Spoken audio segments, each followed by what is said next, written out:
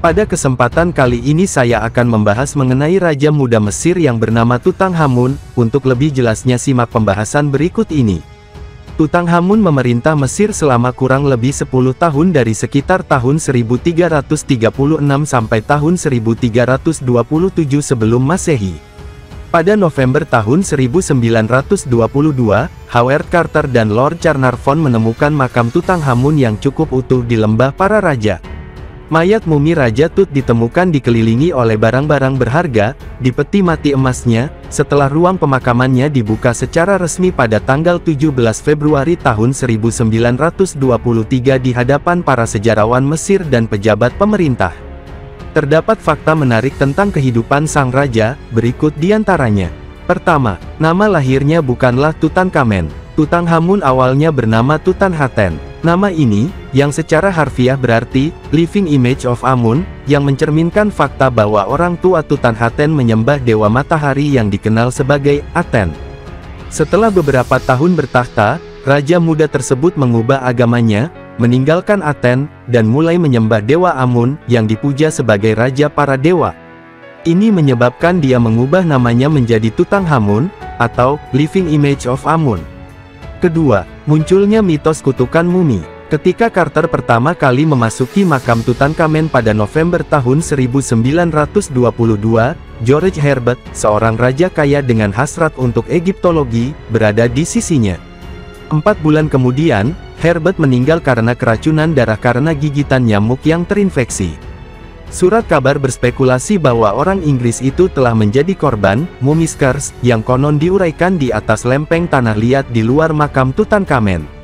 Desas-desus muncul lagi setelah kematian mendadak orang lain yang telah mengunjungi lembah para raja. Namun, ternyata, para wartawan yang heboh itu sebenarnya hanya mengarang cerita tentang prasasti itu. Dan pada tahun 2002, para ilmuwan memeriksa tingkat kelangsungan hidup 44 orang barat yang telah berada di Mesir selama penggalian Carter, menyimpulkan bahwa mereka tidak berisiko tinggi untuk mati lebih awal. Ketiga, Tutankhamen bukan mati karena dibunuh. Selama bertahun-tahun, banyak yang berspekulasi bahwa kematian Raja Tut pada usia 19 terjadi karena pukulan di kepala, yang mungkin ditimbulkan oleh pembunuhan. Namun, baru-baru ini, para ahli telah menentukan bahwa kerusakan pada tengkorak mumi terjadi setelah kematian, baik selama proses pembalseman atau di tangan kru Carter. Jadi bagaimana raja anak itu mati? Pada 2005 sebuah penelitian mengungkapkan bahwa kakinya patah dan mengalami infeksi pada lukanya tak lama sebelum kematian. Menurut satu teori, sang Firaun mengalami cedera dengan jatuh dari keretanya saat berburu.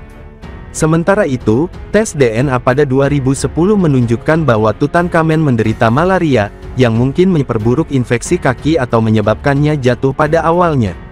Teori-teori alternatif tentang kematian Raja Tut masih berlimpah, termasuk hipotesis diakibatkan gigitan mematikan seekor kuda Nil yang marah. Keempat, Tutankhamen merupakan hasil hubungan inses. Pada 2010 para peneliti melakukan analisis DNA pada jasad King Tut dan kerabatnya, serta menghasilkan penemuan yang mengejutkan. Raja muda tersebut adalah produk inses antara Firaun Akhenaten dan salah satu saudara perempuannya.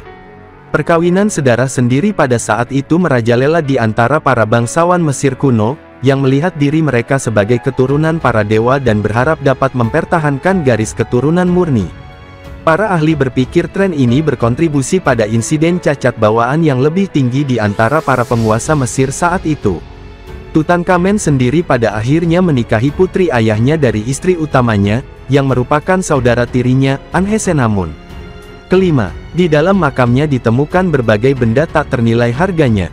Ketika Carter menjelajah lebih jauh ke dalam makam Tutankhamen, ia menemukan ruang perbendaharaan yang penuh dengan benda-benda penguburan yang tak ternilai, termasuk patung-patung emas, perhiasan ritual, perahu-perahu kecil yang mewakili perjalanan ke dunia bawah laut dan sebuah tempat suci untuk organ tubuh Firaun yang dibalsam.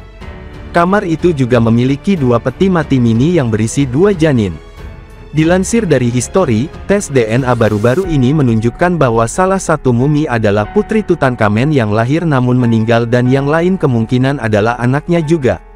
Para ahli percaya bahwa Raja Tut tidak meninggalkan ahli waris yang masih hidup, mungkin karena dia dan Anhesenamun hanya bisa mengandung anak dengan kelainan bawaan. Keenam, jantung Tutankhamun hilang. Orang Mesir kuno percaya mereka bisa hidup lagi setelah kematian, tetapi hal ini hanya dapat dicapai jika tubuh mereka dipertahankan dalam kondisi seperti manusia. Hal tersebut yang mendorong mereka untuk mengembangkan ilmu mumifikasi buatan. Pada dasarnya, mumifikasi melibatkan pengeringan tubuh dalam garam natron, kemudian dibungkus dengan banyak lapisan perban untuk mempertahankan bentuk yang mirip aslinya. Organ-organ internal tubuh dikeluarkan pada awal proses mumifikasi dan disimpan secara terpisah. Otak, fungsinya yang saat itu tidak diketahui, dibuang begitu saja, sedangkan jantung dianggap sebagai organ penalaran. Dengan demikian, hati akan dibutuhkan di akhirat. Oleh karena itu dibiarkan di tempatnya. Namun, Tutankhamun tidak punya hati. Sebagai gantinya, dia diberi skarab amuletik yang bertuliskan mantra penguburan. Ini mungkin terjadi hanya karena para pengurusnya ceroboh, tetapi itu juga bisa menjadi pertanda bahwa Tutankhamun meninggal jauh dari rumah. Itulah beberapa fakta kehidupan sang Firaun kecil, Tutankhamun yang menjadi Raja Mesir kuno di usia yang sangat muda. Demikian yang dapat saya sampaikan, semoga bermanfaat. Jangan lupa share, like dan subscribe channel kami. Semoga bermanfaat.